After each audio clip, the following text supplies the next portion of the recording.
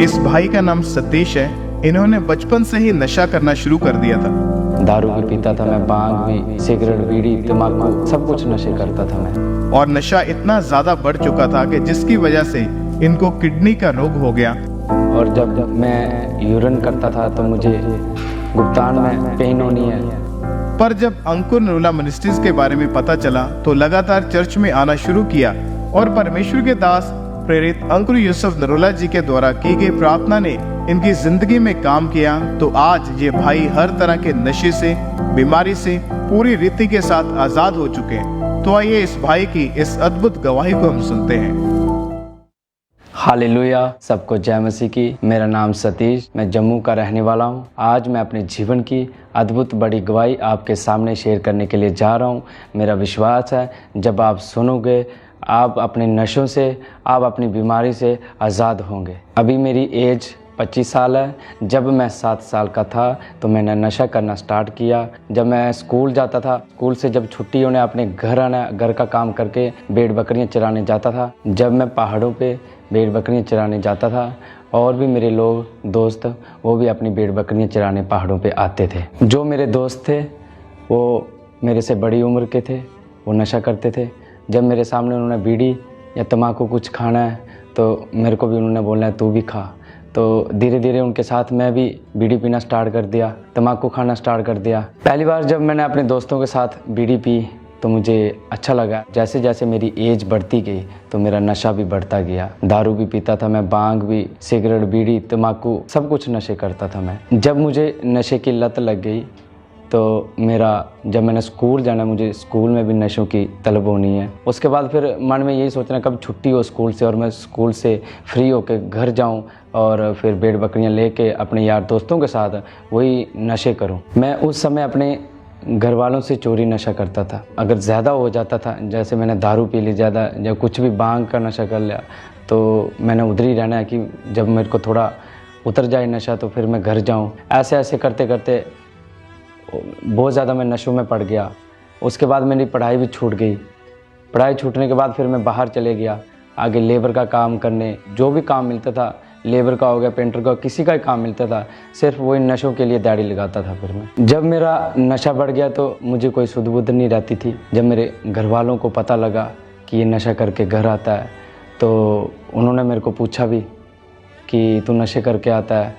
तो मैंने झूठ बोल देना उनके साथ कि हाँ मैं नशे नहीं करता हूँ। जब मैं अपने घर में जब उठता था सुबह तो मेरी नशों से शुरुआत होती थी। सुबह बीड़ी होगी, जैसे तम्बाकू हो गया, ये सुबह उठ के मैंने शुरू करना है और फिर चले जाना। मैंने अपने काम पर जो दिहाड़ी लगाता था, काम करता था, तो उसमें भी काम में मैं सुबह से लेकर शाम तक नशा ही करना है। बिना नशे भी मैं काम नहीं करता था। तो जब शाम को छुट्टी होनी है 5 साढ़े 5 बजे तो उनसे पैसे लेके मैंने दारू लेनी है और दारू पी के मैं घर जाता था। एक दिन में मैं जैसे बीड़ी का बंडल ये लेता था, तम्बाकू लेता था और दारू की आधी बोतल लेता था और गांजे का एक पैकेट लेता था और सिगरेट की पूरी डब्बी, उसमें भांग मिला के एक पूरी में डब्बी लेता था। इस नशे के वजह से मेरे घर में भी क्लेश होना शुरू हो गया। जब मेरे पास कई बार पैसे नहीं होते थे तो मैं अपने यार दोस्तों से पैसे उधार मांग के नशा करता था। इसके साथ साथ मैं सोशल मीडिया पे एक्टिव रहता था और सारा दिन मैंने फ़ोन पे बातें करनी है लड़कियों के साथ।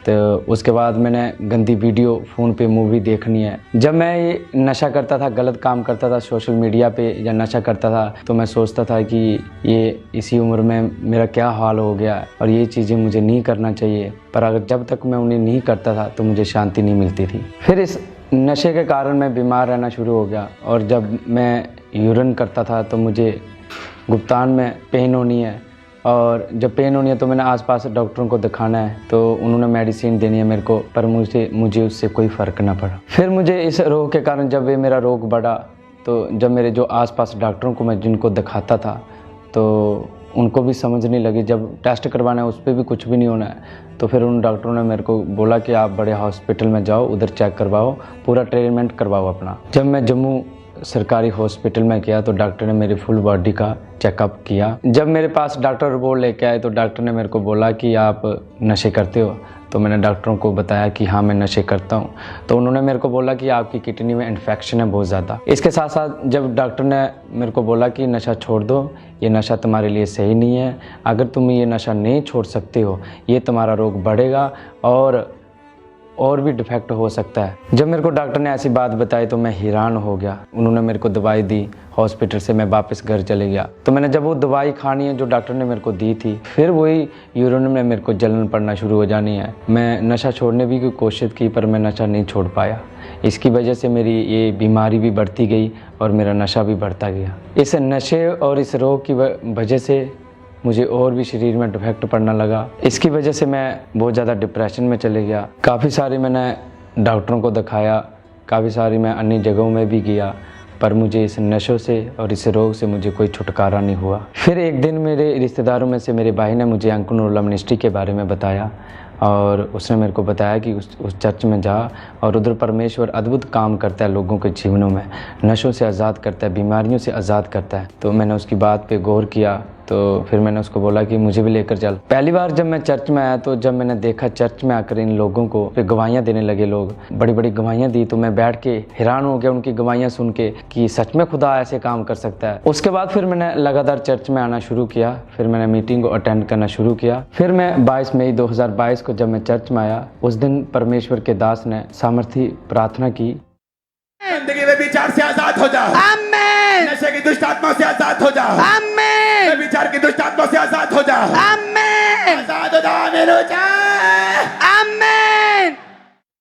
जैसे ही मैंने उस प्रार्थना को रिसीव किया और परमेश्वर की आत्मा ने मुझे छुआ, उसके बाद मेरा शरीर गर्मी से भर गया और मेरा शरीर हल्का बन हो गया। जब मैं उस दिन अपने घर गया, जब मैंने चेक किया अपने आप को, जब मैं नशा करना लगा तो मेरा नशा करने में मर्जी नहीं की और फिर मैं उसके बाद नशा नहीं कर पाया। उस दिन से मैं नशों से और किडनी की रोग से बिल्कुल मैं आज़ाद हूँ। अब ना मुझे यूरिन पास करने में जलन होती है, ना मुझे पेन होती है, ना ही मैं सोशल मीडिया पे एक्टिव रहता हूँ, ना ही किसी फ़ोन पे लड़कियों के साथ बातें करता हूँ, ना ही मैं कोई गंदी वीडियो फ़ोन पे देखता हूँ।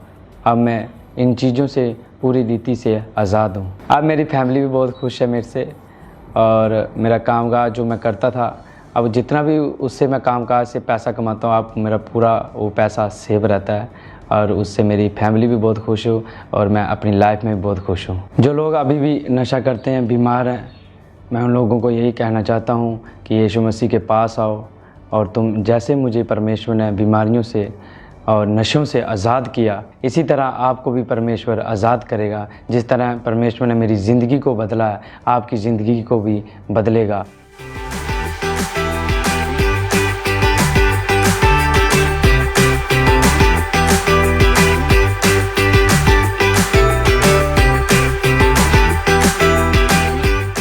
इस नई ज़िंदगी के लिए और बड़े छुटकारे के लिए मैं परमेश्वर का धन्यवाद करता हूं और परमेश्वर के दास और दासी का धन्यवाद करता हूं। सबको जय मसीह की।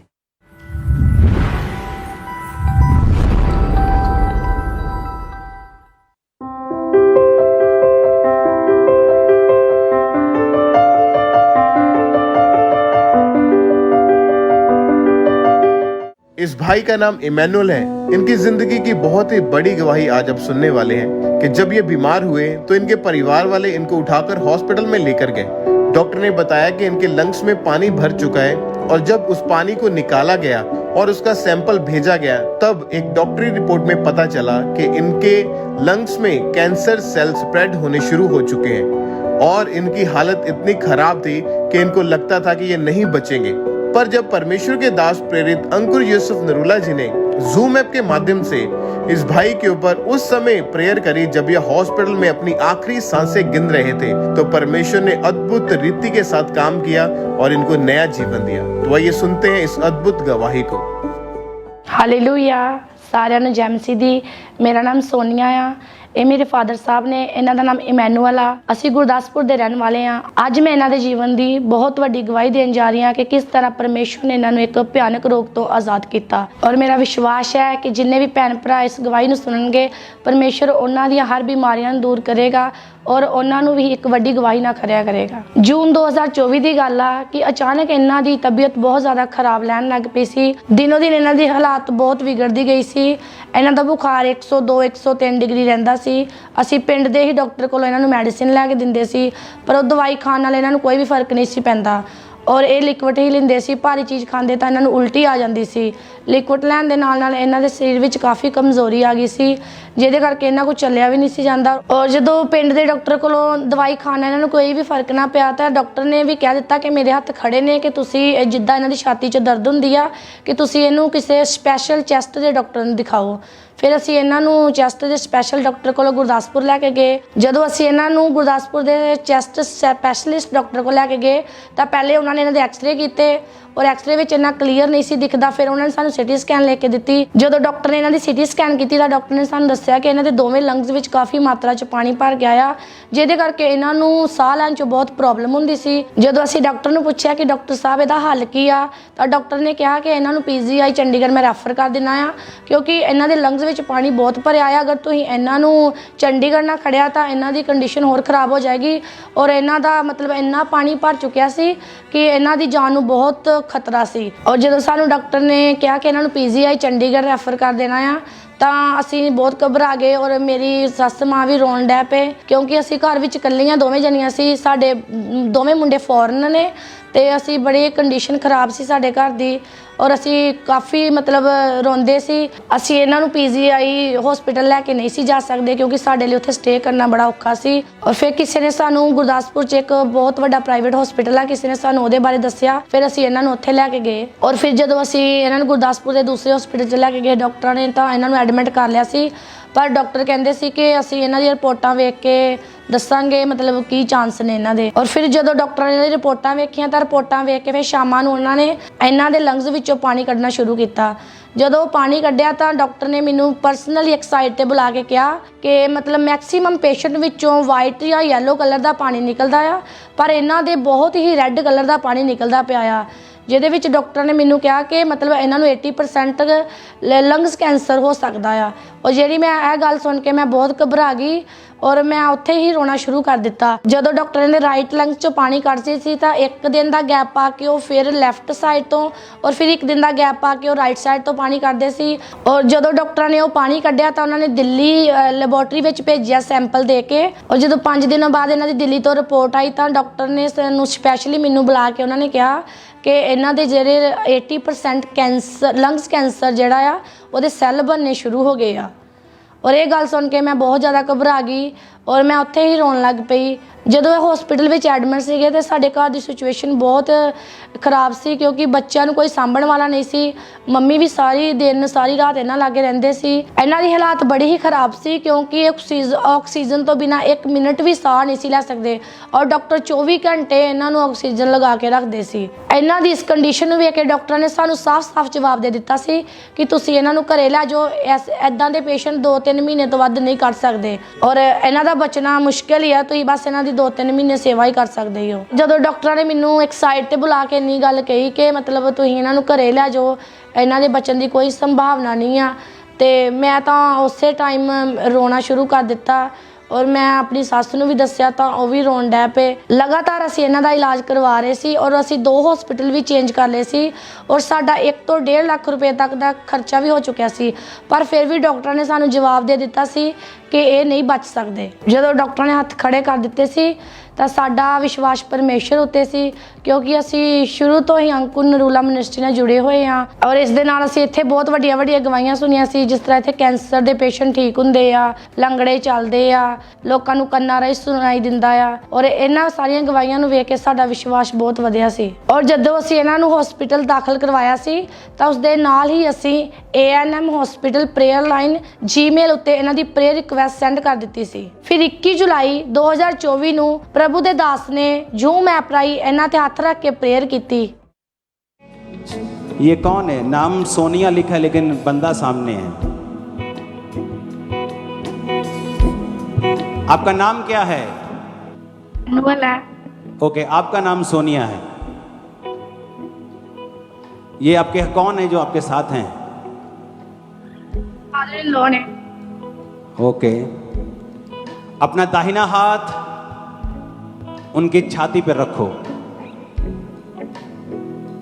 मुझको बचाया तेरी वफा ने, तेरे लहू ने चंगा किया है, मुझको बचा। सोनिया तुम्हारा रिश्तेदार वो फादर इन लॉ चंगा हो रहा है और परमेश्वर इसको छू रहा है और इसको परफेक्ट कर रहा है और घोड़े जैसा कर रहे हैं ना, बोलते हैं ताकतवर, वो कर रहा है यीशु के नाम में। तुम जल्दी गवाही के साथ आ रही हो। ਜਦੋਂ ਪ੍ਰਭੂ ਦੇ ਦਾਸ ਨੇ ਇਹਨਾਂ ਦੇ ਉੱਤੇ ਲੇ ਹੈਂਡ ਪ੍ਰੇਅਰ ਕੀਤੀ ਤਾਂ ਮੈਂ ਹਸਪੀਟਲ ਵਿੱਚ ਇਹਨਾਂ ਦੇ ਨਾਲ ਬੈਠੀ ਹੋਈ ਸੀ। ਪ੍ਰਭੂ ਦੇ ਦਾਸ ਨੇ ਜਦੋਂ ਮੇਰੇ ਤੇ ਪ੍ਰੇਅਰ ਕੀਤੀ ਸੀ ਤੇ ਉਦੋਂ ਮੈਨੂੰ ਇਸ ਤਰ੍ਹਾਂ ਹੋਇਆ ਸੀ ਤੇ ਜਿਸ ਤਰ੍ਹਾਂ ਮੇਰੇ ਤੇ ਮੁੜਕਾ ਆ ਗਿਆ ਸੀ ਤੇ ਦਿਲ ਨੂੰ ਕੁਛ ਹੋਣ ਡਿਆ ਪਿਆ ਸੀ, ਜਿਸ ਤਰ੍ਹਾਂ ਬਹੁਤ ਜ਼ਬਰਦਸਤ ਜੀ ਕੋਈ ਇਸ ਤਰ੍ਹਾਂ ਜਿੱਦਾਂ ਕੋਈ ਚੀਜ਼ ਨਿਕਲਣ ਲੱਗੀ ਆ।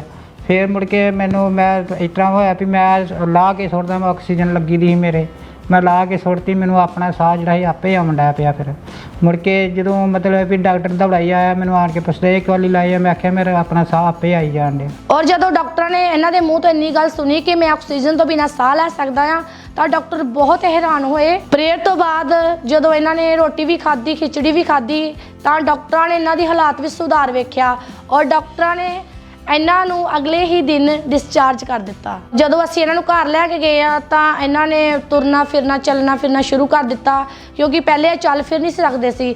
ਇਹ ਜਿਸ ਤਰ੍ਹਾਂ 6 ਮਹੀਨੇ ਦਾ ਬੱਚਾ ਰੇੜਦਾ ਆ ਉਸ ਤਰ੍ਹਾਂ ਰੇੜਦੇ ਸੀ, ਲੇਕਿਨ ਜਦੋਂ ਅਸੀਂ ਇਹਨਾਂ ਨੂੰ ਘਰੇ ਲੈ ਕੇ ਗਏ ਆ ਤਾਂ ਇਹ ਬਿਲਕੁਲ ਵਧੀਆ ਤਰੀਕੇ ਨਾਲ ਚੱਲ ਪਾਉਂਦੇ ਸੀ, ਤੁਰਦੇ ਫਿਰਦੇ ਸੀ ਔਰ ਬਹੁਤ ਵਧੀਆ ਆਪਣੇ ਸਾਰੇ ਹੀ ਕੰਮ ਜਿੱਦਾਂ ਆਪਣੇ ਕੱਪੜੇ ਚੇਂਜ ਕਰਨੇ, ਬਰਸ਼ ਕਰਨਾ, ਟਾਇਲਟ ਜਾਣਾ, ਬਾਥਰੂਮ ਜਾਣਾ, ਸਾਰਾ ਕੁਝ ਆਪੇ ਹੀ ਕਰਦੇ ਸੀ। ਫਿਰ ਉਸ ਤੋਂ ਬਾਅਦ ਜਦੋਂ ਅਸੀਂ ਇਹਨਾਂ ਦੀਆਂ ਰਿਪੋਰਟਾਂ ਕਰਵਾਈਆਂ ਤਾਂ ਜਿਹੜੇ ਲੰਗਸ ਵਿੱਚ ਇਹਨਾਂ ਦੇ ਸੈੱਲ ਬਣਦੇ ਸੀ ਕੈਂਸਰ ਦੇ ਉਹ ਬਿਲਕੁਲ ਖਤਮ ਹੋ ਚੁੱਕੇ ਸੀ ਔਰ ਜਿਹੜਾ ਇਹਨਾਂ ਦੇ ਫੇਫੜਿਆਂ ਦੇ ਵਿੱਚ ਪਾਣੀ ਭਰਦਾ ਸੀ ਉਹ ਵੀ ਬਿਲਕੁਲ ਸੁੱਕ ਚੁੱਕਿਆ ਸੀ। ਔਰ ਉਸ ਤੋਂ ਬਾਅਦ ਮੇਰੇ ਫਾਦਰ ਸਾਹਿਬ ਨੂੰ ਕੋਈ ਕੈਂਸਰ ਦੇ ਸੈੱਲ ਨਹੀਂ ਬਣਦੇ, ਕੋਈ ਇਹਨਾਂ ਨੂੰ ਚੱਲਣ ਫਿਰਨ ਵਿੱਚ ਦਿੱਕਤ ਨਹੀਂ ਆ, ਸਾਹ ਲੈਣ 'ਚ ਕੋਈ ਵੀ ਪ੍ਰੋਬਲਮ ਨਹੀਂ ਆ।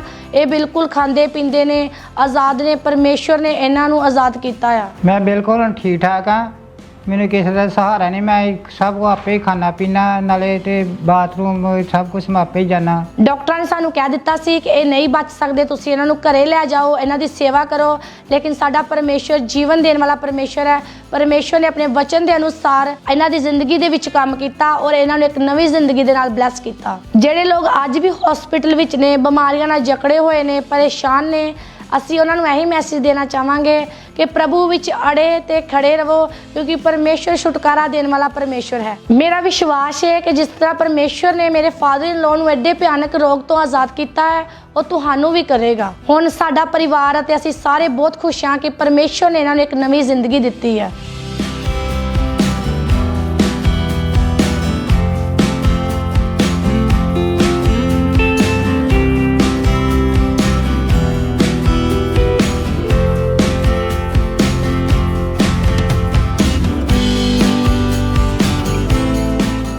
ਇਸ ਵੱਡੀ ਹੀਲਿੰਗ ਦੇ ਲਈ ਅਸੀਂ ਪ੍ਰਭੂ ਯਿਸੂ ਮਸੀਹ ਦਾ ਧੰਨਵਾਦ ਕਰਦੇ ਹਾਂ ਔਰ ਪ੍ਰਭੂ ਦੇ ਦਾਸ ਦਾ ਵੀ ਧੰਨਵਾਦ ਕਰਦੇ ਹਾਂ। ਸਾਰਿਆਂ ਨੂੰ ਜੈ ਮਸੀਹ ਦੀ।